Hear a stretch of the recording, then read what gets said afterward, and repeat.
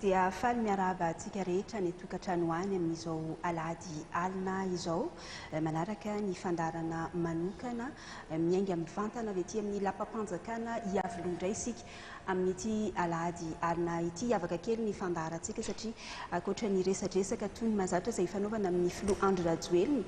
dia eto ihany koa minisitra efatra ao anivon'ny gouvernemanta dia ny ministry ny fahasalamam-bahoaka ny professeur Rakotovao Jean-Louis, ny ministry ny fitaterana sy ny Fihaonan'Ny Filoha Rajoelina, ny ministry ny varotra Ramatoa Lantsoa Rakotomalala ary ny ministry ny serasera sy ny kolotsaina sady mpitondrateny ny gouvernemanta Ramatoa Lalatina Rakotondrazafy Andretongarivo. Miavaka ihany koa fandarantsika satria eto mpanao gazety mianadahy miaraka amiko eto telo mianadahy zany izay amin'ity takariva ity ametraka fanontaniana amin'ny filoha sy amin'ireo mpikambana eo anivon'ny gouvernemanta dia i Gasikara Fenosoa avy amin'ny Real TV miarabanao Gasikara. Tsinaina miarabanao manokana Andriamatoa filohan'ny Repoblika Madagasikara satria androany vao afaka mifanatritavana mivantana teo amin'ny fiainako ary mino Andriamatoa filoha fa betsaka ny andro an'ity fandarana izay rahantsika manao ty mino fa afaka metraka fanontaniana malalaka tsy voasakatsakana ny mpanao gazety satria maro ireo niantso na SMS io na MP io indrindra ny antso atabe Andriamatoa filoha ka afaka metraka an'izany fotoana sy fanontaniana rehetra zany amin'ny fomba malalaka. Makasitraka an'ireto ministra ihany koa izay voakasika ao anatin'izao raharaham-pirenena izao izay manatrika ny mpanao gazety ankehitriny makasitraka indrindra toka. Ary ry amin'ny sisiny ry Sora-Barjona avy amin'ny TV Plus Madagasikara. Miaraba miora ary miaraba Andriamatoa filoha miaraba antsika ministra izay manaiky ankiona saina atato anatin'ity fandarana manokana ity araka ny efa voalazany Gasikara teo dia betsaka ny fanontaniana izay apetrakay ary ankasitrana moa ny fivaniananareo eto nareo no eto amin'izao fotoana izao ary dia inona fa dia hovoavaly amin'ny Antsipria ny fanontaniana izay apetraky ny mpanao gazety aminareo ho amin'ity alina ity miaraba antsika rehetra ihany koa any tokantrano manasa antsika rehetra naraka ny fandarana hatramin'ny farany na adiny firy na adiny firy io. Dia miaraba ireo mpikambana eo anivon'ny gouvernemanta zany ary miaraba ihany koa anao Andriamatoa filoha amin'ity takariva ity. Ya, miaraba anareo telo mianadahy mpanao gazety izay voafatina sy nofatelina mba hisolotena ny mpanao gazety na eo amin'ny haino aman-jery mpanjakana zany na eo amin'ny haino aman-jery tsy miankina. Miarabanao miora, miarabanao Gasikara ary miarabanao izo Rabarjona. Miaraba ihany koa ny ministra izay mpikambana ao anatin'ny gouvernemanta izay betsaka moa no nanovana an'izao fandarana izao dia betsaka ny manontany hoe aiza marina ny fanatanterahana an'ireo fanapa-kevitra izay niraisina betsaka ny te ametra-panontaniana ministra dia zay no natonga ministra voakasika mivatana an'izao ady atrehantsika amin'ny valanaretina izay indrindra atrehan'izao tontolo izao amin'izao ora sy fotoana indrindra maneran-tany amin'ity ady amin'ny valanaretina ity. Fa miaraba manokana amin'ny vahoaka malagasy tsy vaky volo satria ny fanomey fotoantsika isaky ny 15 andro ao anatin'izany amehana ara-pahasalamana ao anatin'izany ady atrehantsika izany dia ampifaliany ampitiavana no itsidiako ny tokantrano tsirairay avy amin'izao takariva ny alady izao. 15 andro ny amehana ara-pahasalamana tapitra androany io arahantsika atao anatin'ity fandarana ity ankoatra ireo resadresaka izay fanaovana amin'ireto ministra mpikambana eo anivon'ny gouvernemanta ireto ihany koa ny mikasika ny 15 andro manaraka Andriamatoa filoha ho ambarako eto aloha fa izara telo ity fandarana ity amin'ny voalohany tapany voalohany aloha dia mikasika izay 10 andro teo izay lasa zany Andriamatoa filoha sy ny mety ho endrikendriky ny 15 andro manaraka eo amin'ny tapany faharoa indray isika dia iresaka sy ametraka fanontaniana izay mpanao gazety amin'ireto ministra mpikambana eo anivon'ny gouvernemanta ireto ary ao amin'ny tapany fahatelo dia mikasika ny fepetra izay horaisina eto amin'ny tany Repoblika ny Madagasikara atao anatiny 15 andro manaraka. Andriamatoa filoha zay ny 15 andro ahoana nahitanao ahoana ny fahitany gouvernemanta izay 15 andro ny amehana ara-pahasalamana izay anao ahoana no endrikendriky ny 15 andro manaraka. Niady amin'ity valanaretina ity aloha dia ady amin'ny fahavalo tsy hita maso ary ilaina ny fiarametany rehetra mba ahafahantsika mandresy tanteraka antsia valanaretina ity. Tsy nisy naniry na firenena na dia iray aza hoe hiatrika an'izao valanaretina zao, tsy nisy naniry olona na dia iray aza zay naniry ho tratra sy hovoany zany valanaretina izany. Kanefa tsara tokoa no manao jeritodika tao anatin'izay ray volan'izay, dia zany hoe 10 andro lasa sy ny 10 andro farany. Ka raha ohatra ka atao ny jeritodika dia tiako aloha ny manambara amintsika vahoaka malagasy fa ny fanapahan-kevitra rehetra ny raisin'ny fitondram-panjakana dia netiny anasoavana sy arovana ny malagasy tsirairay avy. Raha manao jeritodika tsika dia hita sy tsapa ny fahatongava-tsaina izay zava-dehibe mihitsy eo anivon'ny fiarahamonina ary azo lazaina fa mahavelobolo sy misy tsirom-panantenana satria dia asa afaka lazaina fa nahitantsika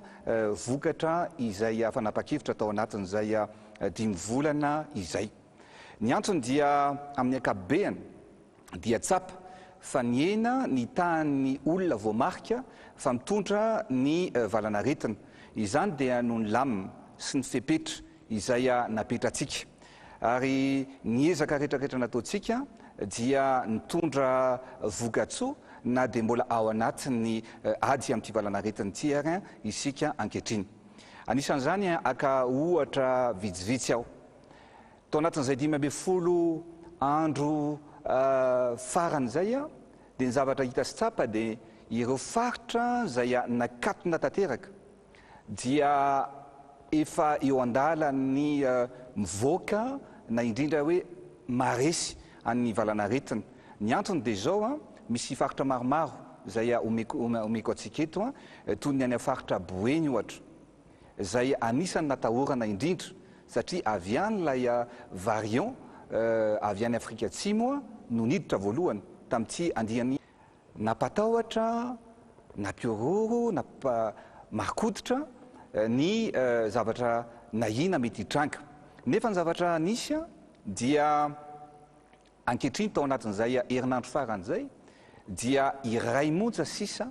ny olona mitondra ny valanaretina ary voapirofo fa ny olona rehetra izay niditra hopitaly dia nivoaka ny hopitaly sy sitrana ny akamaroan'izy ireo. Toy izany koa ny tany Melaka. Ny tany Melaka dia anisan'ny nirongatra ihany koa ny coronavirus nefa ankehitriny dia tsy misy intsony. Ny testa izay natao zany dia nanamarika fa tsy misy intsony ny olona mitondra ny valanaretina. Ohatran'izany ihany koa ny tany Anosy-Be. Satria any Anosy-Be amin'izao fotoana sy ora resantsika izao dia sitrana daholo ny akamaroan'ny olona ary tsy misy intsony ny olona mitondra ny tsimikaretina any Anosy-Be. Mety antantsika hoe ahoana no natonga an'izay. Ny zavatra tsara ho fantatsika dia nakatona tanteraka ireo faritra na ireo tanàna zay no resahako teo, indrindra moa zany fa tany Boeny dia voafeny valanaretina satria tsy nisy ary voafeny ny olona hoe tsisy olona veto Analamanga nakany amin'ny faritra Boeny na tany Mahajanga ny marimarina kokoa. Ohatran'izany koa tany Anosy-Be nakatsika tanteraka Anosy-Be, tsy nisy fiaramanidina intsony nakany Anosy-Be. Dia zao ankehitriny fa hita fa nisy vokatsoa izany ezaka nataontsika izany na dia misy fiatraikany araka ekonomika na misy fiatraikany ara-tsosialy aza fa na dia mafy aza ny fandraisana fepetra sy ny andraikitra sy ny lamina izay apetraka dia ny ainy vahoaka malagasy aloha no zava-dehibe indrindra. Ny zavatra afaka lazaina sy ny lesona afaka sotomina kosa dia ireo faritra izay mbola nisy ny fifandraisana tamin'ny fiaramanidina, ireo faritra zay tsy nikatona dia tsapa ankehitriny fa niakatra be ny tahan'ny olona zay mitondra ny tsimikaretina ankehitriny. Anisan'izany ohatra Vakinakaratra satria dia mbola betsaka ihany ny olona mitady lalana miezaka ny mivoaka ny faritra Analamanga ary tonga ny Vakinakaratra zay mampiakatra be an'ilay olona zay mitondra ny tsimikaretina ankehitriny any Vakinakaratra. Ohatran'izany ihany koa ny any Toliary dia miakatra ihany koa ny tahan'ny olona satria mbola nisy ihany ny fifandraisana amin'ny fiaramanidina na dia fanaka amin'ny fepetra azy tsika ny hoe manao test reo olona dia mbola misy ihany ny olona tafapritsaka zay mandeha amin'ny fiarakodia tonga tany amin'ireny toerana rehetrarehetra reny zay fantatra moa zany fa taony olona manao mission tamin'ny ireo organisme maro isan-karazany zay tsapa fa nakany androy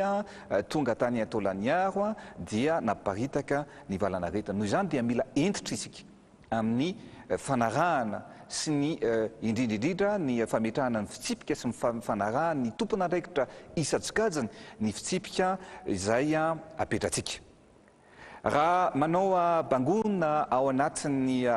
antotanisa izany zavatra rehetrarehetra zany dia toy izao ny antotanisa tao anatin'izay 12 andro lasy izay sy ny 12 andro farany izao amintsika amin'ny teny izao. Ny zavatra hita dia nidina ny olona tratra ny nitondra ny tsy mikaretina satria dia ny 12 andro lasa voalohany zany ny 4 aprily ka hatramin'ny 17 ny aprily dia ny olona voamarika fa nitondra ny valanaretina dia misa 927 na 7226 ary ny 12 andro farany kosa dia niena be zany olona nitondra ny valanaretina zany satria dia 3valonjato sy 400 no voamarika fa nitondra ny tsy mikaretina. Ary eto ny zavatra tena lehibe satria ny olona sitrana kosa dia ny tombo ary betsaka satria ny olona sitrana tamin'ny 12 andro voalohany zany ny 4 aprily ka hatramin'ny 17 aprily dia 470 sy 700 sy 300 zay zany ny olona sitrana. Raha afaka apetratsika kely lay taremarika teo mba hitan'ny vahoaka malagasy iray manontolo azy satria ny zavatra tiana zay dia nitombo ny olona sitrana zany ary ny olona sitrana tamin'ny 12 andro farany dia 590 sy 900 sy 900. Hitanareo amin'izao taremarika zao zay voamarika ary ny antotanisa ofisialy eo ampelantanany ministèran'ny fahasalamana dia efa avroeny zany latsaka kely nisan'ny olona zay sitrana tamin'ity 12 andro farany ity. Amin'izao ady atrehantsika izao ny faniriana dia ny hoe mba ho betsaka ny ho sitrana ary indrindra mba ho vitsy ireo lavo ary mizotra makany an'izany lalana zany isika ankehitriny na dia indrisy fa misy aza ireo lavo ary etona dia mitondra ny teny fampiononana ho an'ireo rehetra izay namoy havana, namoy namana, namoy fianakaviana atao anatin'izao valanaretina atrehantsika izao. Ary tsara ihany koa ny manamarika fa misy sokajin'olona maro zay lavo tao anatin'ity ady zay atrehantsika ity. Araka ny lazaiko ambenimbeny dia tsy mifidy sokajin'olona, tsy mifidy nataony, tsy mifidy na iza na ankilafinina na inona finoany ity valanaretina ity fa dia mandavo azy koa. Ary izany dia eto moa dia anisan'ireo lavo dia nisy ny mpitsara, nisy ny minisitra ny filaminam-bahoaka teo aloha tamin'ny andro ny tetezamita izay namana. Teo ihany koa ny tale teo anivon'ny ministera ankehitriny. Misy ny mpanakanto, ny mpanao gazety, ny mpiasa-panjakana maro isan-karazany, mpitandro ny filaminana, olon-tsotra, tanora sy ray aman-dreny. Ary ny tanora indrindra tamin'ireo lavo dia tovavy 5 taona. Hitantsika amin'izany fa efa memidina ny taonan'olona zay lavo nyty valanaretina ity. Ary misy ihany koa ny tovolahy iray izay 30 taona. Ary ny zokiny indrindra kosa dia 4 taona no lavo nyty valanaretina izay areti-mandoza ity. Zavatra tiako ambara dia fotoanan'ny firaisakiny zao, satria ady iraisan'ny malagasy rehetra ity ady amin'ny valanaretina ity. Eto moa dia tiako foana ny manamarika tsy mora ny ady antrehantsika, ary na dia misy aza ny tsy tomombana dia mila renina ary afaka reny ny tompona andraikitra isa tokony izany. Ary tiako kosa milaza fa ny fitondram-panjakana dia miasa ary tsy mitandro asasarana ho an'ny malagasy mba anavotana an'ireo izay marary. Ary tokony ho tohizantsika ny ezaka rehetra izay efa natomboka ary izay efa vitantsika tao anatin'izao ady atrehantsika izao. Eto dia misaotra manokana ireo olona rehetra ny farany mirezaka tao anatin'izany fiatrehana izany valanaretina izany. Isaorana manokana ny mpiasan'ny fahasalamana. Matetika dia mahazo tsikera, matetika dia mahazo fanakianana ny mpiasan'ny fahasalamana. Zay dia tia hitodika amintsika rehetrarehetra no hoe aza le olombitsy manao tsirambina, tsy manao ny asany araka ny tokony ho izy no jerevantsika, fa tokony isaorantsika kosa sy akasitrarantsika ny akamaroany ny mpiasan'ny fahasalamana zay manao ny aintso-zavatra, manao ny asany akitsy-po ao anatin'izao ady atrehantsika izao. Ka dia misaotra manokana, mankatelina, mankasitraka ny mpiasan'ny fahasalamana rehetra. Za dia nahazo antso maro, misy hôpitaly vitsivitsy maromaro tenenin'olona hoe Andriamatoa Filoha te hisaotra manokana zay amin'ny mpiasa ny fahasalamana atao amin'ny hôpitaly, anisan'izany ny anosiala. Misaotra manokana ihany koa izy ireo anisan'izany ny teo amin'ny agiera, ny tena nivon'ireny CTC maro isan-karazany reny. Ny zavatra reko dia hoe Andriamatoa Filoha manao ny asany ny mpiasan'ny fahasalamana, ary zay ny isaorana sy akasitrahana ny akamaroan'izy ireo, tsy ny eto Antananarivo ihany fa manerana ny nosy izany. Te hisaotra manokana ihany koa ny vahoaka ny Analamanga na ny teto Antananarivo tamin'ny fanarahana ny fepetra ny fijanonana tany an-trano, satria dia voamarika fa dia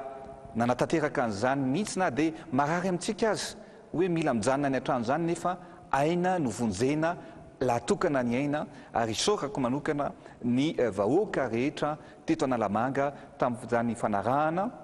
ny fitsipika sy mifepetra mba ny fijanonana any an-trano zay napetratsika, zay natao isaky ny asabotsy sy ny alahady.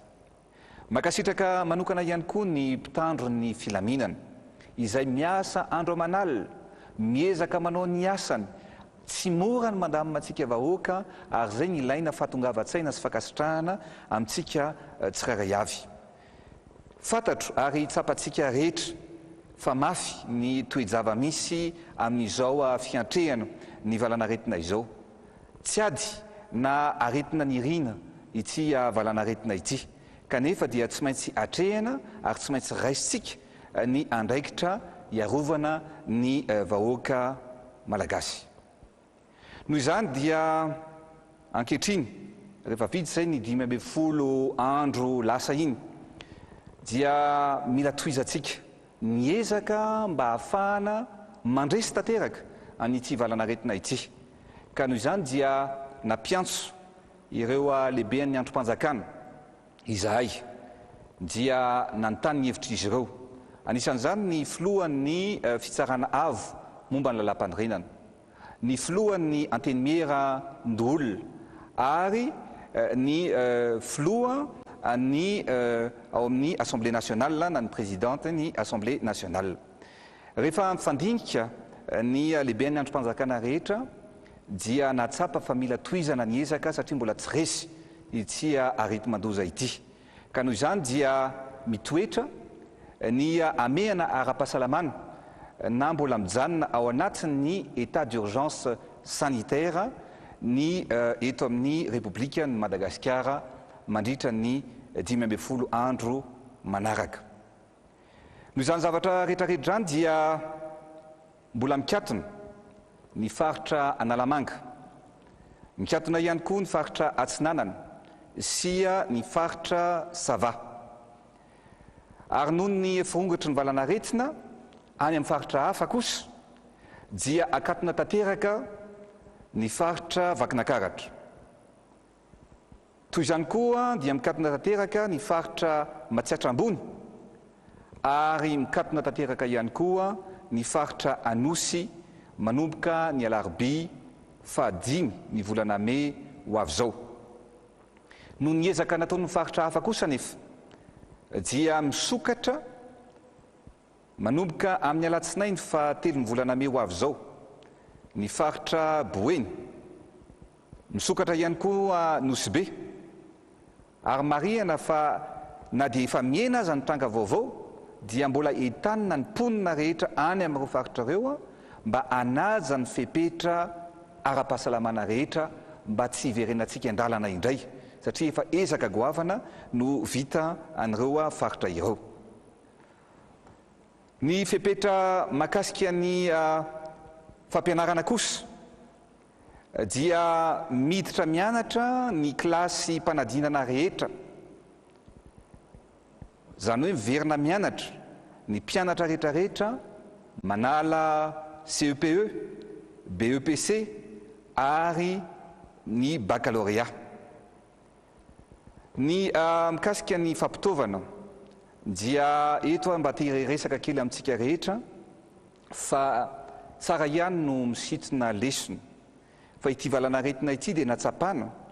ny tsy fahampiny ny fotodrafitrasa eo amin'ny sehatra ny fahasalamana maneran-tany mihitsy fa indrindra ihany koa fa mainka moa zany fa ho antsika eto a Madagasikara. Ny adidin'ny fitondram-panjakana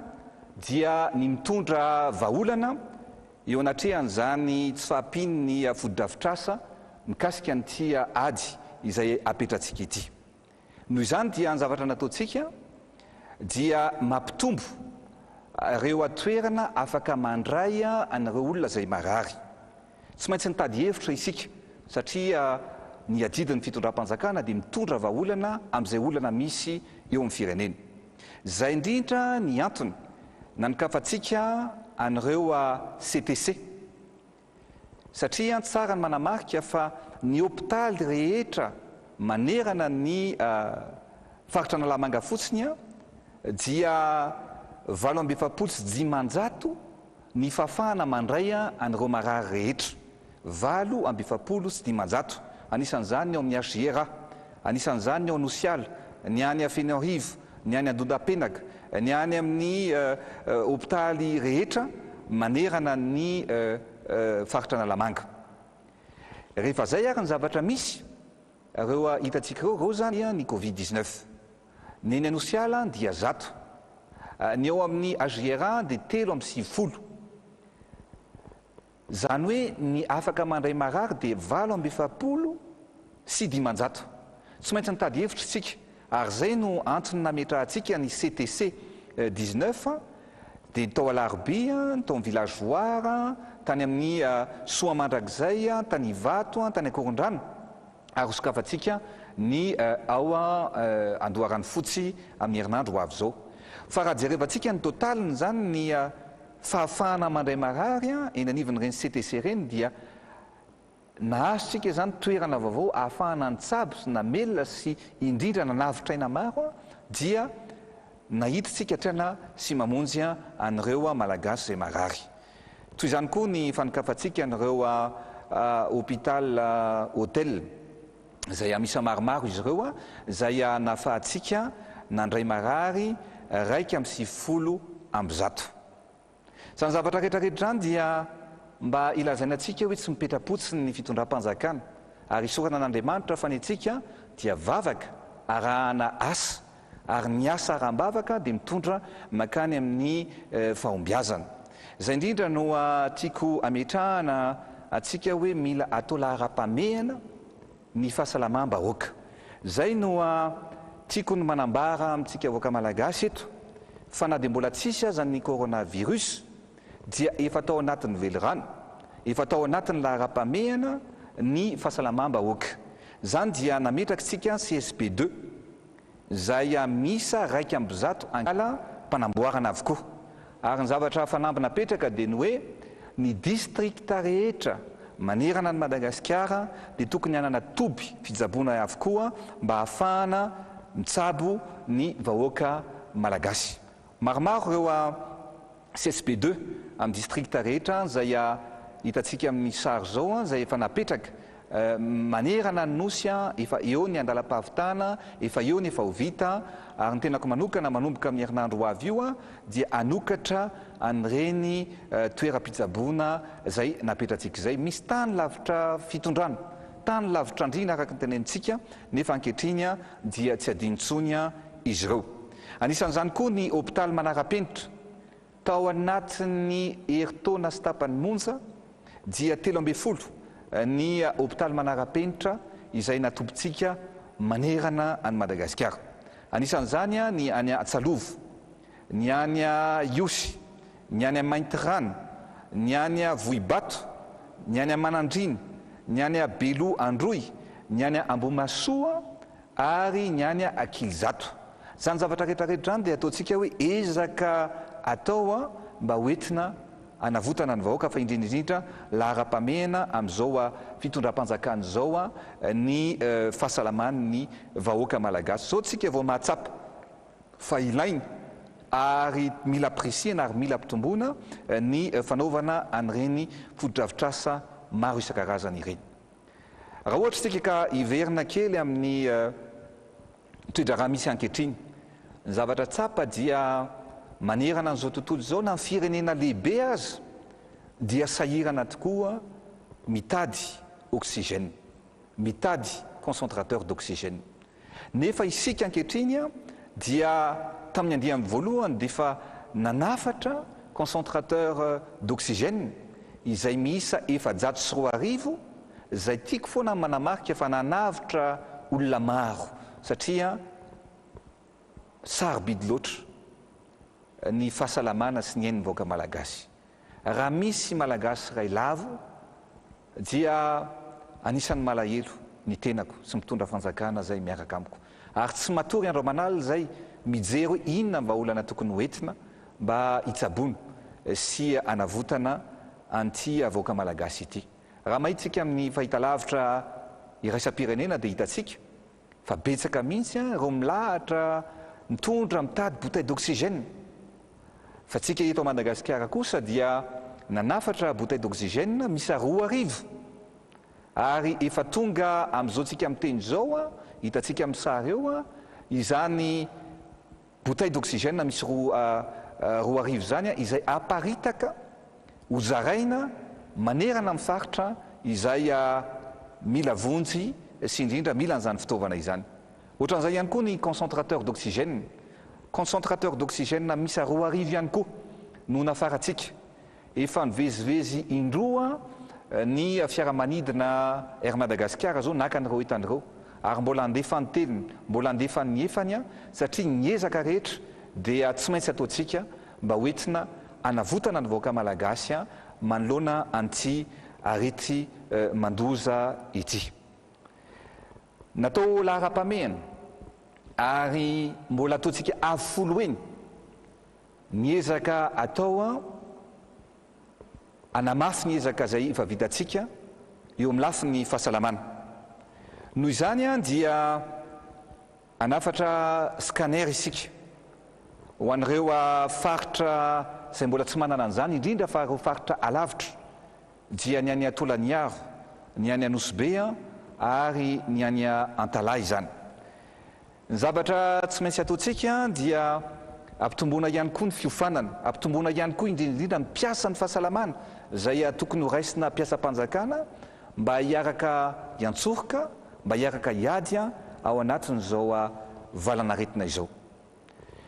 Zay no izy teny menada raha fitinitsika kely somary lava kely ihany nefa zavatra ilaina satria makasika ny raharaham-pirenena nyezaka vitan'ny fitondram-panjakana tao anatin'izay 12 andro faran'izay fa indrindra ny ahafahantsika miatrika ny 12 andro manaraka fa indrindra miatrika ny valanaretina zay atrehan'izao tontolo zao sy atrehan'ny vahoaka malagasy. Makasirika anao Andriamatoa mitondra izay fanamarihana kely zay ary akasirana mihitsy ny reto ministra meno an'izay fampidirana nataona izay hoe filoha ity-piandohana aloha dia tsara no manamarika fa taitra ary mety valy ihany koa ny mpanara-bavoasy ny vahoaka malagasy satria hiatrika ny vahoaka ianao andriamatoa filoha sy reto minisitra izay tena mampimenomenona ny vahoaka amintsika mifampiresaka izao satria everina fa tena ireo départementa ministériel izay mampimenomenona ny vahoaka raha mahitanareo efatra menada eto zao dia ny tompona andraikitra ny jiramasy isany tsy ampy eto dia tena complet tsara nareo izay mampimenomenona ny vahoaka amin'izao maheno resaka teo nefa ny andriamatoa filoha dia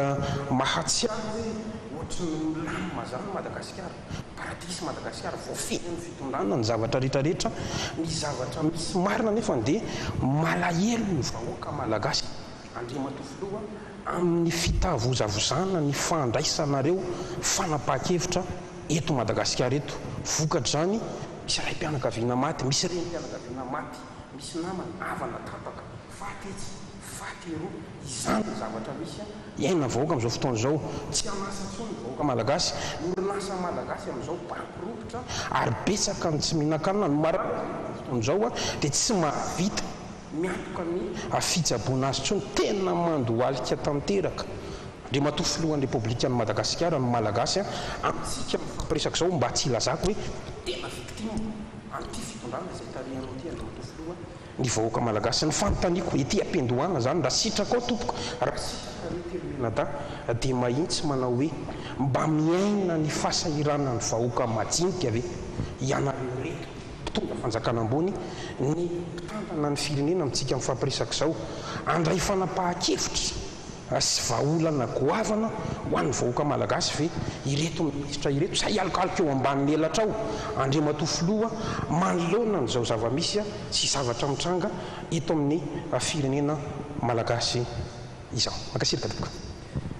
ya ny tenenao to Gasikara hoe raha ny zavatra misy dia ohatran'ny paradisy eto Madagasikara miezaka ny fitondram-panjakana manavitra ny ain'ny olona rehetra izay tratra n'ity valanaretina ity na dia misy aza ny lavo mampalahelo zany fa betsaka ny olona avitra betsaka ny olona sitrany fa raha mihaino any Gasikara indray dia ohatrany hoe afo be ny eto Madagasikara izay tsy mitsoka didy izay tsy mitsoka andraikitra fa manao ny ezaka rehetrarehetra mety mampalahelo ny zavatra misy eto ary miara-miontrika amin'ny olona zay alavo malahelo amin'ny olona zay veriasa malahelo ary tsapanay ny fahasahirana ny olona tsirairay avy satria ity coronavirus ity dia misy fiatraikany ara-ekonomika misy fiatraikany ara-tsosialy ary voakasika an'izany daholy raha anao fampitahana fotsiny tsika andriamatoa Gasikara zany États-Unis zany no firenena anisan'ny matanjaka indrindra fa enao mpanao gazety ary jerevy tsara ny zavatra mitranga ny Californie betsaka ny olona matory any anaty tomobile very ny asa tsy misy fidiram-bola tsony tsy afaka mitsabo teny zay kosa dia miezaka araka ny teneniko anao zao misaotra an'Andriamanitra tsika fa tsy misy olona milahatra bouteille d'oxygène na dia misy ary ny tsy fahampiana fa miezaka tsika ary milaza aminao fa zaona n'ireny bouteille d'oxygène reny ane jerevy fa na ny Inde ary ane zao jerevy tsara be dia be ny olona eny amin'ny tokotany no tsaboana amin'izany zavatra rehetrarehetra ka ny fehany gambany dia fantatray fasahirana ny malagasy fantatray ary zay ny mahatonga anay mijoro fa mila ezaka manokana ary mila firaisapo firaisakina firaisa-tsaina ny fiatrehana an'izao valanaretina izao zay no nisoraka ny olona tsy mora ny zavatra tehatsika fa zao mifanirina mpitondra kosa dia mba tsy ho betsaka ny olavo an'izao valanaretina izao ary ny amaranako azy Gasikara dia zao ny rehefa ho resitsika ity valanaretina ity dia zay marary avitra no nandresy ny valanaretina ary amin'ny farany ohatran'ny ady rehetra io tsy maintsy misy fifarany fa ny farany kosa dia ny malagasy ny voaka malagasy no ho mpandresy ary ny adidy sy andraikitray dia mba ho vitsy ny olaviny zany valanaretina zany tsy misy ifaninanana akory ny hoe fahafatesana fa ny anjarany kosa ary tsy misy malagasy na dia iray azy maniry hoe aloha faty eo daholo ny malagasy tsy malagasy ray tsy malagasy reny izy raha ohatra ka zay no ny eritreriny fa zay kosa dia ny tenako manokana dia manao ny ezaka rehetrarehetra miaraka amin'ireo mpikambana ao anatin'ny gouvernementa hoentina anavotana hoentina hitsaboana mivoaka malagasy ary lazaiko ny voaka malagasy fa misy fotoana zay omaly amin'ny ray sasany maraina vao matory mijery hoe misy olana ty ahoana ny hitondrana vahaolana amin'ity tsy mitsoka adidy zay tompoko fa atrehanay ary ny adidy rehetrarehetra raisina manoloana ny vahoaka malagasy angabitsika ry izy menada hiditra amin'ny tapan'ny faharoa amin'ny fandarana satria somary efa nivalapatra tsika amin'ny tapany voalohany iny iresaka amin'ireto mpikambana eo anivony gouvernementa ireto isika metraka fantaniana amin'izy ireo mivantana ny voalohany aloha dia resaka fahasalamana no aloha nomboantsika anazy andriamatoa ministra ny fahasalamana nambara fa anafatra ny vaksiny isika eto Madagasikara voalaza atao anatin'ny filakevitry ny ministra fa amin'ity fiandohany volana Mey ity no tonga eto Madagasikara ilay vaksiny rovina maro no tonga ny vaksiny eto Madagasikara ary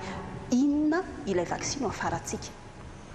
misaotra betsaka ny amin'ny zay fantanazay ary rarotina moa eto ny arabana andriamatoa filoha sy ny mpikambana gouvernementa ary nareo telo mianada mpanao gazety ary tsy adino koa no miarahaba tsika tsiraray avy any an-trano any manaraka an'izao fandarana zao ary miaino an'izany isika eto Madagasikara moa zany dia araka ny efa nambara tanatin'ilay fotoana manokana zay nandraisana ny fanapahan-kevitra rehefa avy nanontaniana ireo sangany amin'ny fahaizana mikasika ny fahasalamana dia ny Académie nationale de médecine moa zany dia nametraka vanim-potoantsika ankehitriny zany dia irerentsika amin'ny fahafito ny volana Mey ho avy zao no atongavan'ny vaksiny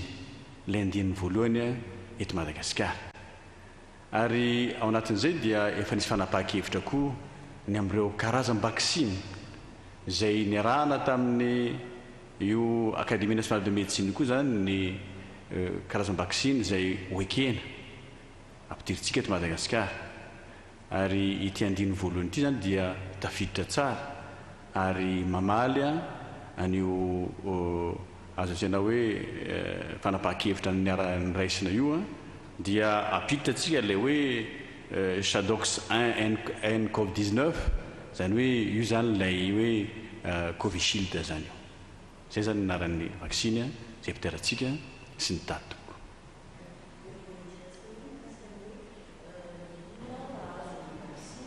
no priorisena moa zany no hoe tokony omena melohan'le vaksiny mbola aminao ihany zay fantan'izay monsieur le ministre fa misy ihany koa sady monsieur le ministre no andriamatoa filoha no ametrako an'ity fantanina teo misy fondation sasany ihany koa zay mieritreritra no anafatra vaksiny ary to hoe azo hovidiny be sy ny maro le izy ary na ny vidiny rehefa mandehandeha any hoe $300 hony no afahana manao vaksiny anankiray nefany ny filakevitra ministra milaza fa tsy afaka manafatra vaksiny fa ny fitondram-panjakana ihany no tokony mampiditra ny vaksiny eto Madagasikara aiza hoe za makasika an'izay filakevitra ny andriamatoa ministra hoe satria le fivoriana natao amin'ity le fonction parality efa namoaka zany gaga nefa ndrana eny am'roapolo volana aprily teo andriamatoa filoha nisy filakevitra ny ministra namoaka hoe hoavy ny fiandohan'ny volana Mey avy zao dia nambaran'io zany fa fafito ny volana Mey iny fivoriana iny ve nanaitra ny ambopolo ny fitondram-panjakana ka natonga nareo niasakazaka jery ataontsika hoe satria ny eninay dia amin'ny volana septambra no hoavy taorianany zavatra iny ka nahatonga atsika hoe nandray fanapahan-kevitra tampoka ianareo hoe volana Mey no hoavy zany izay ataontsika hoe vaksiny eto Madagasikara zay ya ny vaksiny moa zany dia ny fitondram-panjakana no nanapa-kevitra ary ny fampiterana vaksiny dia tsy maintsy ny fitondram-panjakana koa no lolarana amin'io nisy fomba anankiroa no hitatsika zany ary ny voalohany moa zany dia anatin'ilay hoe initiative covax fatatsika tsara mihitsy ary izy io dia misy zavatra sanakay koa zany raha atsika amin'ny union africaine misy koa zany lamina ao anatin'izay raha tokony izy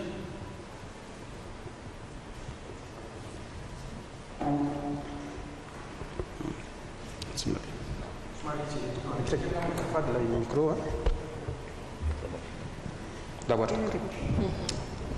ao anatin'ny fahazona vaksiny zany dia ny fanjakana mihitsy no loalara ao anatin'izany mitaraky misy fomba roa ateo hoe fomba azahoantsika zany vaksiny zany ka ny anankiray marina tokoa any amin'ny septembre any ny lay irana amin'ny union africaine fa izitsika dia efa ao anatin'lay hoe initiative covax koa zany raha ny marina izy io dia telo volana eo ny filaharana ny azona vaksiny ao anatiny ao fa isika rehefa tapa-kevitra dia tsy afaka miandro mihitsy ary ankehitriny zany dia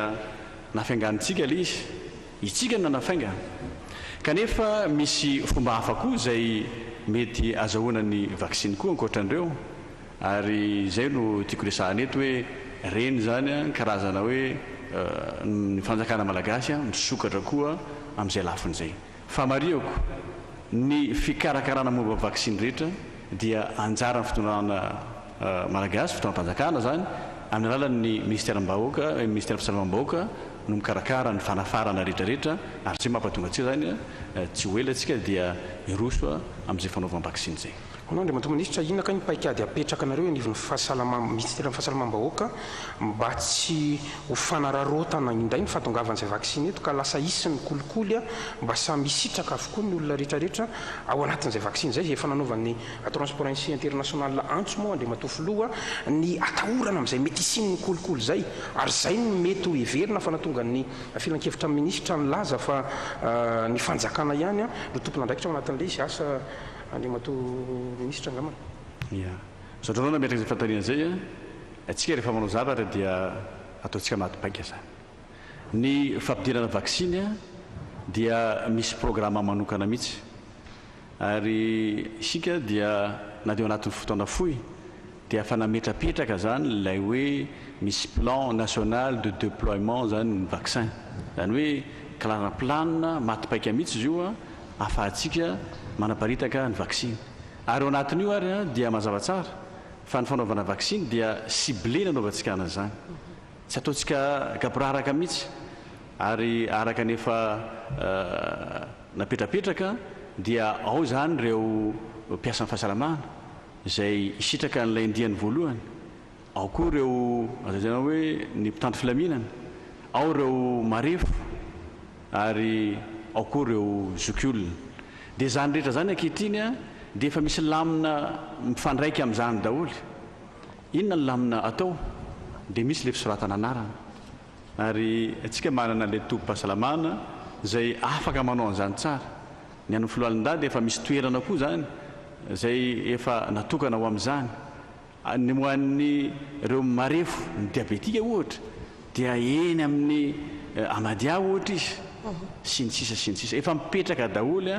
ny lamina rehetra ary ataoko fa tsy ho isangamba ny kolokolo amin'izany satria fantatra daholy zany natongavan'ny vaksiny hatramin'ny natongavan'ny mandra-pahatonga any amin'ireo mpisitraka ny vaksiny Ministra azafady ono ny fomba hatongavan'ireo vaksiny ireo any amin'ny faritra ihany koa ve efa ny vinafinainareo ny eritreretinareo ny hanaovana azy misaotra ny amin'izay fanontaniana zay manahoana ihany koa fitaovana manana an'ilay fitaovana avetsika afahana mitahiry anazy sy ny fomba zany ao anatin'izay misaotra betsaka ny amin'izay fanontaniana zay le izy zany tena fa noheverina daholy ary efa napetraka daholy ny zavatra rehetrarehetra raha tsy laza fotsiny hoe ity vaksiny zay andiany voalohany ampidirintsika aty dia le covishield zany vaksiny ary efa manana traikefa amin'izany ny ministèra fahasalamam-bahoaka ao anatin'io ohatra dia raha io vaksiny tonga voalohany io dia efa misy fitahirizan'ny vaksiny tsika zay mazaka anazy io ao amin'ny direction ny DPV moa ny afantarantsika azy na ny direction mikarakara vaksiny manokana zany satria eritreretina hoe eo amin'ny 8.5 metre cube eo ireo vaksiny ireo zay atsika tahirizina tsara rehefa aveo dia efa manana atsika any amin'ny hôpitaly manana koa tsika amin'ny csb2 reny zany renylay hoe vata fampangatsiahana zay mifanaraka amin'ity maripana zay zaka ny vaksiny etsika ty ary ao koa zany mbola misy fomba koa zay hitondrana azy manakaikaiky mivaoaka satria misy fandaminana manokana amin'izany rehetra zany misy karazana termos manokana efa ananatsika koa zany efa ananatsika eto an-toerana ananatsika malagasy zay azo hitondrana an'izany vaksiny zany any amin'ilay toerana rehetra zany zay anaovantsika vaksiny zay zany ny amin'ny fitahirizana azy fa efa misy koa zany karazana taratasy zay efa vonona daholo hoe tonga le olona amin'ny toerana vaksiny dia misy fandraisana anarana sy ny sisa ary atsika efa miomana ary tahaka ny firenena rehetra etsika eto Madagasikara dia efa miomana amintsika amin'ny hoe karatra fanaovana vaksiny ary efa maty paika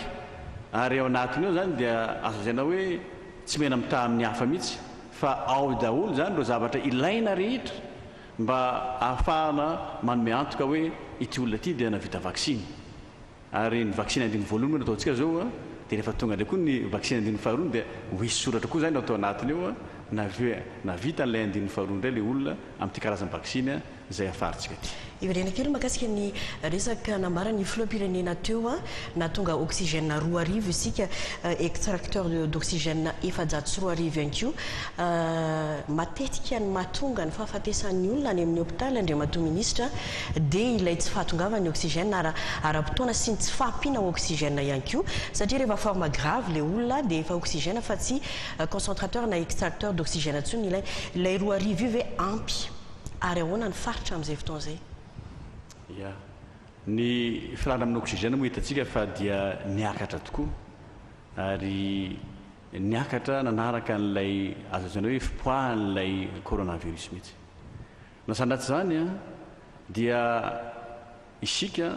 tamin'ny herintaona ary efa nanafatra isika araka ny efa volana matofilo teo reny zany dia efa napetraka atsika daholo tany amin'ny toerana rehetra tany amin'ny toerana zay nehetrarehetritsika hoe mety hiakatra mety ho isy ny fiakarana rehetra satria tsika mahalala ankehitriny fa misy toerana zay tsy mbola nandalovan'ny coronavirus nefa reny toerana reny dia nasisika en prépositionnement moa fiteny azy ny concentrateur n'oxygène sy ny sisa ka zao tsika nahazo tya dia anamafy nefa azotsika io makasika n'ilay oxygène moa zany dia raha nyteny amin'ny hôpitaly sy ny CTC marina fa mety tsy tonga lafatra amin'le fampiodinana le bouteille oxygène kanefa niezaka atsika manarona foana lesoka rehetrarehetra isan'andro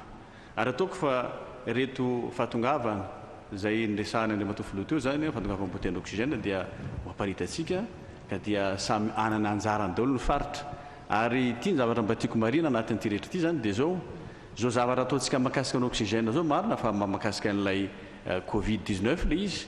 nefany tafiditra tsara koa zany amin'ny fahampandrosoana reo hôpitaly any amin'ny district satria hipetraka reny rehefa mandeha ny fotoana dia azo ampiasaina amin'ny fampandehanany hôpitaly andriamatoa ministra amin'ny resaka an'ilay oxygène mantsy ianao tena tsy fantatro loha na midina eny fotony amin'ny matompandraikitra voalohany ianao fa omeko antotanisa kely ianao any andriamatoa filoha moa teo zany resaka amin'ny fahatongavany lay ataontsika hoe extracteur d'oxygène teto Madagasikara tao anatin'ny famila belarana teo somary nagaganalo tsy noresahana andriamatoa filoha mihitsy ny taray marika momba ny fahafatesana fa ny fahasitranana moa ny tena andresahana teo omeko kely nareo satria manahirana be ty zavatra ty ny fa raha ohatra ka mijery ny antotanisa zao tsika dia tsy haiko hoe hita ny fitondram-panjakana ve ny isan'ny maty eto Madagasikara eto fa dia 3,7 ny isan'ny maty tamin'ny 29 mars 2020 10 avril 2021 dimanjato ny isan'ny maty olona zato zany ny maty ao anatin'ny 10 andro kely 25 avril 2021 500 ny isan'ny maty olona zato ihany koa manaraka andriamatoa filoha teo nanamarika tsara fa tonga ny extracteur d'oxygène teto Madagasikara ny 20 ny volana aprily ny tonga zany teto amintsika ny 20 ny volana aprily nefa andriamatoa ministra dia nioatra ny 100 nisan'ny maty teto Madagasikara, tsy haiko na effroyable aminao zany na tsy effroyable, fa izany a izay efa fantatritsika fa olona 300 no maty a, izay fantatra fa ny akamaroan'ireo zany dia nanana olana tamin'ny tsy fisian'ny oxygène izay voatonga ny extracteur d'oxygène, zany hoe efa enin'andro taty aoriana. Ny fanontaniako zany dia zao: manaiky ve ny fitondram-panjakana fa tompona andraikitra ary azo ny sorohana tsara ireo fahafatesanareo raha ohatra nisy ny fandraisana andraikitra meloha? Io zany le hoe anticipation. Gouverner c'est prévoir. Fanjakana no tantanantsika androany, aim-bahoaka maty. Tsy haiko nareo raha misy fianakaviana maty fa izany no zavatra misy zay iainan'ny vahoaka anatin'le zay nisy efa moa dia nanamafy an'izany mihitsy Andriamatoa Minisitra. Manaiky ve nareo fa ny fataran'ny fandraisana fanapa-kevitra natonga an'izany amin'ity resaka tsy fampian'ny oxygène ity? Ia, raha miresaka moa tsika zany ireo lavo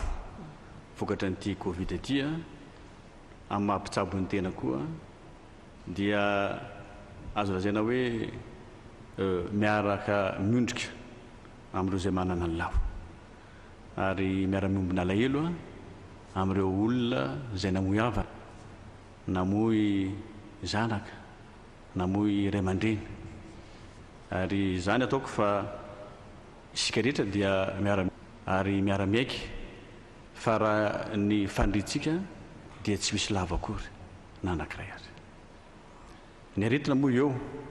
ary efa eniko io firesahany foana, ary misy atotanisa moa avoaka zany hoe tsy mitovy lay avoakanareo sy amin'ny zava-misy tahaka an'izay resahanao zay zany zao Gasikara. Ka zay zavatra zany dia misy antony manokana aloha. Ny voalohany dia ity: reny avoakantsika reny atotanisa reny zany dia misy toromarika maneran-tany zay tsy maintsy arahina, ary ny OMS dia manara-maso akaiky an'izany ary manome zany toromarika zany. Ny azo avoaka zany amin'ny statistika dia ireo olona zay voamarina fa pozitifa zany. Iny anefa zavatra miseho. Ny zavatra miseho dia isika dia manao lay approche syndromique, tsy asika ihany fa ny firenena maro. Ka ao anatin'ireny zany dia misy olona zay azontsika hoe suspect moa fitentsika azy, dia mihetsika fanafody izy, karakaretsika tsara dia andretranony izy. Amin'ireny olona ireny nefa ny dia indraindray misy aretina ihany mahazo azy, zay ny fisian'ny tsimoka aretina no mampandrosaingana reny aretina ireny ka mitarika ny fahafatesana. Ary tsy magaga raha jerena zany ny azo lazaina hoe ny ireo lavo any amin'ny fiarahamonina dia somary miakatra amin'izay fotoana zay, ary lasa tsy mampitovy lay atotanisa zay ananantsika zany. Na zany ratsy zany dia za dia mbola mamerina foana hoe tena isika malagasy tsy zakatsika zany misy lavo zany.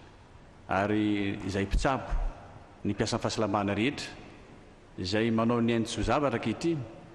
dia miezaka mihitsy tsy hahatongavantsika amin'izany. Ary eto dia ararotiko ny azo lazaina hoe fiarabana manokana ary fisaorana ny mpiasan'ny fahasalamana izay manao ny ainy tsy ho zavatra, satria tsy matory andro aman-dralina mikarakara atsika voaka malagasy. Ary za dia mahita mihitsy hoe namfiry ary zany raha teo ny toetsaina anatin'ny mpitsabo rehefa antsoina dia mamany olana rehetrarehetra eny amin'ny toerana misy ka dia mendrim-piderana izy ireny. Ary ao anatin'izay koa dia tsy adino koa fa misy ireo profesora, misy ireo dokotera, misy ireo paramède, misy koa ireo miara-miasa amin'ny lafiny hoe administrativa zany zay lavin'ity coronavirus ity koa. Ka reny rehetra reny dia ankehitriny dia tsarovana manokana ary dia miara ory amin'ireo fianakaviana ary tena manome ny lanja an'izany hoe fahafatesana zany zay, ka dia miezaka hatramin'ny farany raha mbola man'ny fofinaina koa hiady ho an'ity malagasy anatin'ny ady ity.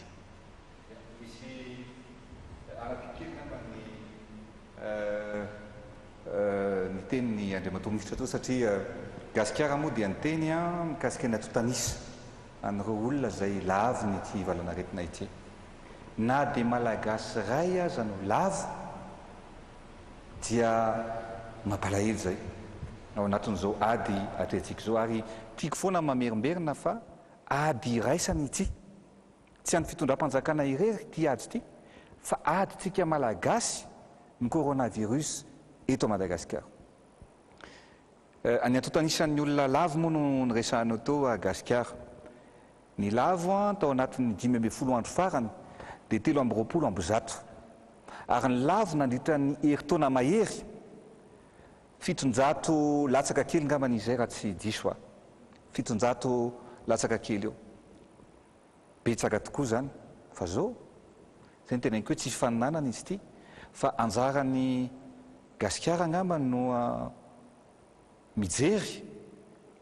raha nytotanisa no resahana hoe ny teto Madagasikara mampalahelo hoe misy olona 700 zany maty tao anatin'ny herintaona fa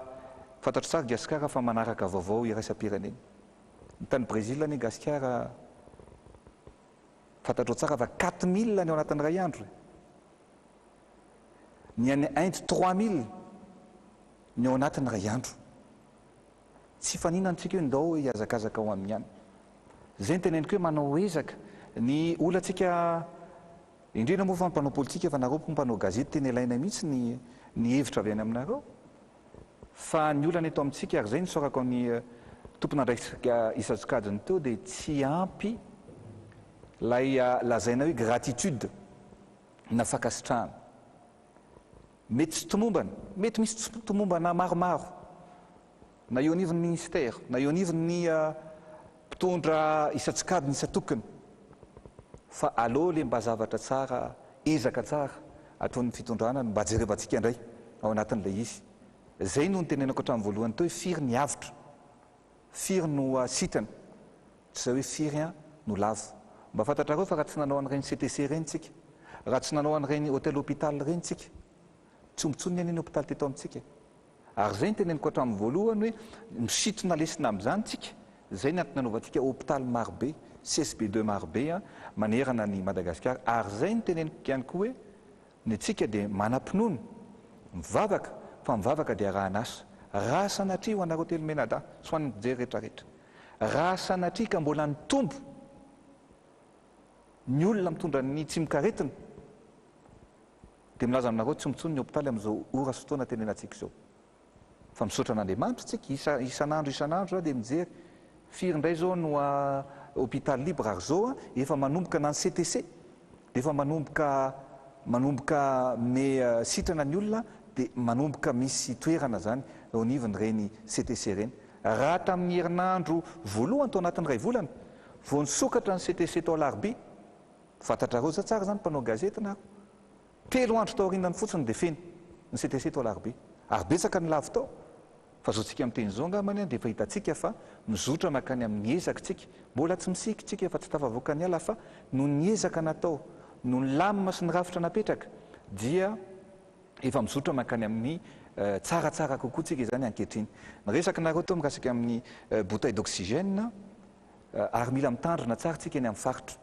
satria manomboka miakatra ankehitriny any amin'ny faritra. Ary zay no ezaka ataon'ny ministère sy ny fitondram-panjakana amin'ny herinandro namonoka androany tsy maintsy miparitaka manerana ny Madagasikara indrindra fa any amin'ireo toerana rehetrarehetra zay misy marary, ny fitaovana rehetra zay ilaina, ny fanafody rehetra zay ilaina mba hoentina anavotana ny vahoaka malagasy. Zany ny ezaka ataontsika. Farany moa nantanonareo teo mikasika an'ilay hoe fondation anankiray mikasika ny vaksiny ary tiako ny manamarika eto satria misy marina ny fondation araka tenen'ny Gasikara teo laza fa nafatra vaksiny. Tsika ny marina ny olazaina ny vahoaka malagasy. Misy fondation tokoa zay miara-miasa amina usine mpamokatra vaksiny anankiray any États-Unis. Laza ny fondation fa afaka manafatra vaksiny. Namaly ny ministère sy ny fitondram-panjakana fa hoe eny ary ho fiara-miasa aminareo dia afaka manafatra vaksiny ianareo. Ary afaka manafatra vaksiny ihany koa ianareo ho an'ny mpiasan'ny orinasanareo. Fa eto dia efa nilazaina tao anatin'ny filakevitry ny minisitra fa tsy misy olon-tsotra na fikambanana na orinasa afaka mivarotra vaksiny amin'ny olona tsirairay avy, tsy anaovana commerce akory ny ity fahasalamana ity. Zay zany zavatra voalohany tiako apetraka somatsara ao anatin'ny fanapa-kevitra ny raisin'ny fitondram-panjakana. Zay zany ny zavatra voalohany, sady ankehitriny koa dia fantatrareo tsara fa betsaka ny vaksiny zay osoka tao Afrika Atsimo zao dia betsaka ny olona voasambotry ny Interpol satria misy vaksiny osoka. Ka zay ny teneniko mila mitandra antsika rehetrarehetra fa ny fitondram-panjakana amin'ny alalan'ny ministera ny fahasalamana ihany no mandrindro manaramaso ny fanafarana amin'ny vaksiny sy ny fanaparitahana an'ireny vaksiny ireny. Ary faharoa, ny vaccination ataontsika eto Madagasikara dia vaccination ciblée fa tsy vaccination de masse. Fantatsika tsara hoe miteraka inona zany vaccination de masse zany. Fantatrareo hoe ny tany Inde nanao vaccination de masse. Miteraka inona zany? Manasa anareo mpanao gazety mba hanao famakafakana. Ny tany Grande-Bretagne nanao vaccination de masse. Miteraka inona zany? Anjaratsika no mitondra valiteny amin'izany sy ny professeur. Ny tao Afrika Atsimo nanao vaccination de masse, miteraka inona zany? Noho izany nataontsika dia vaccination ciblée. Inona ciblée zany hoe olona voatokana ihany no anaovana ny vaksiny amin'izao andihany voalohany zao. Ao ny mpiasan'ny fahasalamana, ao ny mpitandro ny filaminana, ao ireo zoky olona zay fitopolo taona mihoatra. Ankoatran'izay moa raha misy olona hafa volontaire dia jerevany monsieur le ministre ny fahasalamana fa efa misy lisitra ny mpanohitra ve ohatra zao? Efa nytenen'ny monsieur le ministre mihitsy hoe izy mihitsy ny anatitra an'ireny ihany. Tsy hay monsieur le ministre ilay nyteneninao. Zay le zavatra misy ka zay le teneniko hoe volontaire afaka jerevana manokana ny fanaovana an'izay vaksiny zay. Fa fehany ngamba ny Gasikara sy anao mpanao gazety sy ny olona rehetra mijery amintsika mba hisorohana sy arovana ny vahoaka malagasy dia tsy misy na olon-tsotra na orinasa afaka mivarotra sy manafatra vaksiny eto. Fa kosa ny orinasa ireo masoivo dia afaka izy ireo manafatra ny vaksiny. Zany hoe raha fa amin'ny alalan'ny ministera ny fahasalamana ihany hoe zay orinasa ray ohatra dia anao vaksiny ny atao amin'ny olona mpiara-miasa atao aminay dia rindra ny ministera ny fahasalamana izay zavatra zay. Zay ngamba ny fehan'ny kely fotsiny mba noetiko nanamarina tsara ny fanontanianareo menada teo satria za tonga dia mahitsy rehefa misy zavatra apetraka reo ho fanampiny ny valiteny noetiny ministra ny fahasalamana teo. Azafady Andriamatofiloha nareo mpanao gazety ray minitra satria misy teboka ihany everiko hoe tsara resahana kely vetivety mba tsy hadiso ny fandraisan'ny olona atsika any atokantrano any zay maheno an'izao fandarantsika zao. Teverina kely vetivety amin'ilay fanontaniany Gasikara teo satria mi-interpellé na ohatrany hoe mahakasika amin'ny tena manokana moa zany namana ministra ny marimarina kokoa e. Za aloha tia ampirisika anao anatin'ilay asa amin'ny mampanao gazety ny teny satria nandalo teo tia ampirisika anao amin'ilay asa zay ataonao sy ny fomba fanaovanao an'izay asa fanaovana gazety zay satria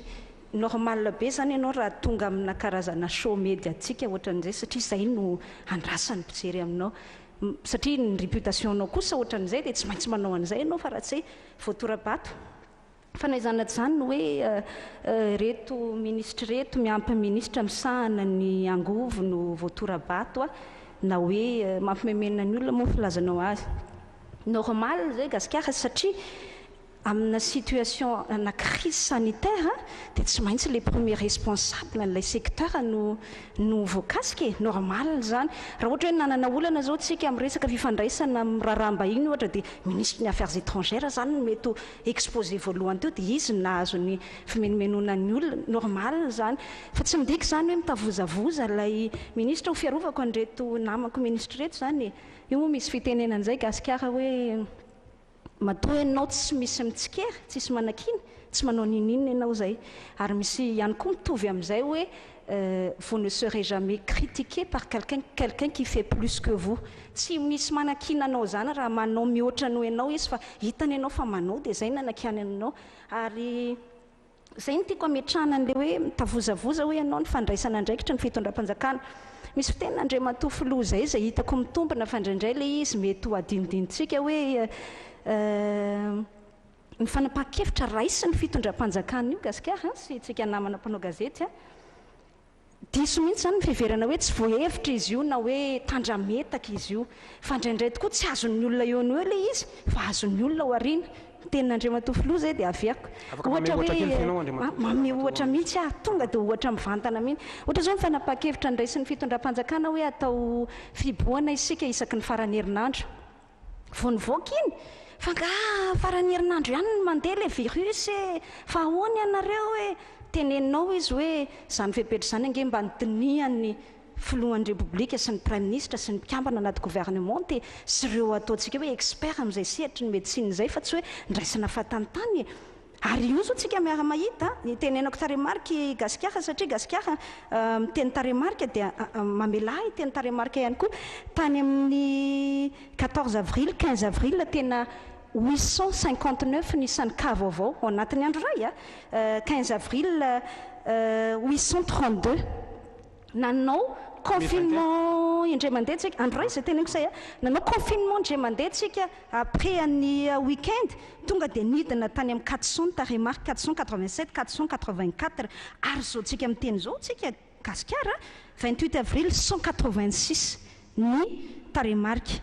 29 avril 318, 30 avril 282, 1er mai au mal 334. Zany hoe nandaitra zany le fanapahan-kevitra noraisy ny fitondram-panjakana nanao an'le confinement week-end nefa ny ohatrany hoe dia tena tsy ampy fiheverana mihitsy ilay fitondram-panjakana nanao an'izay fanapahan-kevitra zay le teneniko hoe tsy hoe mitavozavoza fa tsy voatery hoe tena tokony ho azo hoe zao dia zao mikasika an'le taremarika ny olona lavo gasikara tiako ihany mametraka quelle précision fa tsy chiffre maty isan'andro akory le hoe enjatsy ny sisa fa cumul tao anatin'ny taona zay kosa aloha fa manjary diso mifandraisan'ny olona azy any an-tokantrano fa ny taremarika ny lavo ary za kosa mieritreritra hoe tsy manao tsinitsinina n'izany ny fitondram-panjakana tao anatin'ny ray volana zao ndresantsika ohatra zany zay tena nisy hoe ambony dia ambony zany zay taremarika izay nipetsaka indrindra dia tamin'ny 20 ny volana aprily izay nahitantsika 17 ny volana aprily azafady nahitantsika 17 ao anatina ray andro zay tena hoe ambony tena ambony fa ny hoe zany lay famoahana ny taremarika izay ataon'ny fitondram-panjakana gasikara tiako fantatra ao zay ary tiako fantatra ny mpijery antsika ny tokantrano tsy azo afenina io tsy azo amboamboarina io tsy azo trafikena araka ilay ohatrany hoe hampangana ny fitondram-panjakana io fa io misy monitorinina ataon'ny setra resam-pirenena ny OMS zao manao monitorinina antsika isan'andro ary raha mahatsikaritra nareo isan-kerinandro izy dia mamoaka taremarika hoe ohatra zao ny filaharany firenena rehetra manerana n'izao tontolo zao mikasika an'io taremarika io tsisy hoe trafikena io zany fa izy le nambaran'Andriamatoa ministra teo misy anie zao ny maty anie ny isan'ny lavo anie tsy hoe lavon'ny covid daholo hoe zay zany tiako apetraka io le ny ampangan'ny olona ny ohatra zao zay le hoe fanapahan-kevitra tsy voahevitra ny tenenitsika teo ohatra ny hoe mitavozavoza hoe ianao tamin'andray fanapahan-kevitra ny filohan'ny repoblika ianao ny fasan'ny firaisapo tadidio anie fa tsy hoe miprevoir hoe marobe ny olona matin'ny covid arak'izay namezana tsiny tsy zay mihitsy ny fa amafasan'ny firaisapo azy tsy afaka mivoaka ny nofo mangatsika ny avatsika vokatra ilay fepetra ny ray sy ny hoe mikatona ny faritra dia tsy maintsy mametraka isika toerana vaovao aloha toerana aloha vonjy maika azafady afahantsika mitady an'izay hoe vahaolana vonjy maika zany ho an'ny olona manana n'izay aretina izay matsapa ve matsapa ve ianareo ianao teo fa matsapa ny fahasahiranam-bahoaka ve ho ianao teo fa tena mijaly araka ny tenin'ny filoha teo hoe raha meno anao dia ohatra ny teny efa tsy lafo be mihitsy eto amin'ity firenentsika ity fa zao gasikara ny tiako tenenanao tsy matory andro manalina miainga amin'ny filohan'ny repoblika sy ny prime ministre sy ny mpikambana ny gouvernement ary raha tsy mahatsapa amin'ny fahoriana afaka tsy mivaky loha tamin'izany anie fa matoa tena mamony teny ary ny fepetra rehetra izay niraisina tena famonoany teny za tsy miteny hoe lafatra daholo gasikara mandainga kosa tsy sisy tonga lafatra zany eto ambony tany ity fa kosa za mahita hoe misy ezaka goavana eo ny covid-19 tiako fantatrareo ihany ary fantatsika zany tsy hoe zavatra efa napozina efa fantatra hatramin'izay io fa vao midona le izy nitranga zava-baovao manerana an'izao tontolo zao samy nandray ny fepetra ny daholo zany gouvernement sur le tas mialatsina hoe efa eo amin'le fiainana an'le izy gouvernement rehetra manerana an'izao tontolo zao zay vao hoe ahoana moa ny tokony anaovana an'ity ahoana ny tokony anaovana an'ity ary tenen'Andriamatoa Filoha zay nandray lesona tamin'ny zavatra nitranga tamin'ny taona lasa izahay rehefa nanao an'io gestion ny Covid io hoe zao ny zavatra tsy nety tamin'ny herintaona andao arenitsika izay ary teboka farany fotsiny tiako hanampiana anazy le hoe tsy fahampiany ny oxygène tsy ampy anticipation tsy ampy ohatran'ny hoe fiomanana meloa zany efa nazavain'Andriamatoa Filoha ihany fa mety tsy tandritandry ny gasikara tamin'ny 3 avril tamin'ny kabary izay nataony ny zavatra nisany dia zao hoe nividitsika concentrateur d'oxygène manantsika tahirina oxygène mampitondra teny gouvernement tany ny tenany ko azy satria fanapa-kevitra noraisin'ny fitondram-panjakana tanatin'ny filan-kevitra minisitra izany dia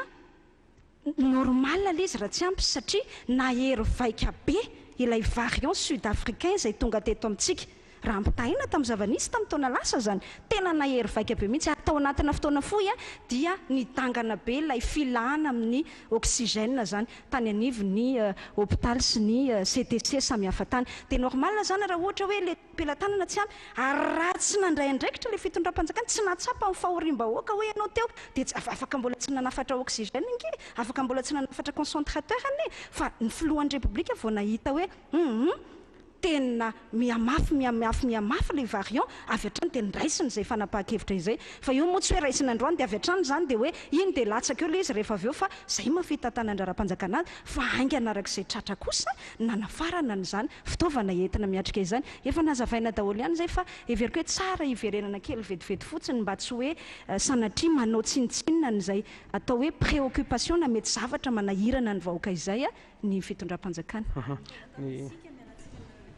fa somary mandeha dia mandeha ny fotoana mahaliana dia mahaliana le